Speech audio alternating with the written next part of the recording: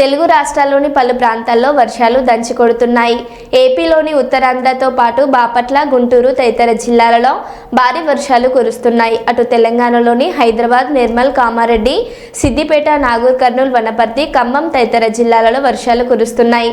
భారీ వర్షాలు కురుస్తున్న నేపథ్యంలో వాగులు, వంకలు పొంగి పొర్లుతున్నాయి. రహదారులు జలమయమయ్యాయి.